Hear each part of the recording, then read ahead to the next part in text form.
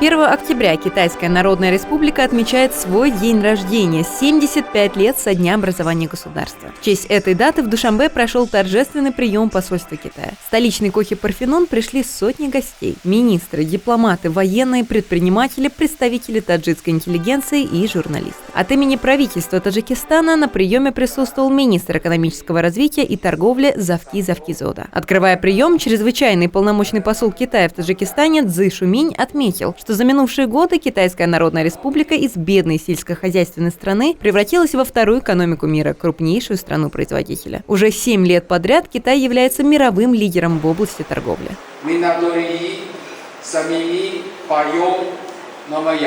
Сегодня Китай является одним из ведущих торговых партнеров и инвесторов Таджикистана. Таджикистан одним из первых присоединился к инициативе «Один пояс, один путь», благодаря которой реализованы важнейшие проекты, такие как Яванский цементный завод, аграрный центр в Хатлоне и текстильный парк в Донгаре. Эти объекты укрепили таджикскую промышленность и создали в стране тысячи рабочих мест. Автодорога Китай-Таджикистан, железнодорожный тоннель Яван-Багдад стали важными транспортными проектами. В конце своей речи Цзы Шуминь еще раз поздравил присутствующих с важной датой и поблагодарил Таджикистан за дружбу и сотрудничество.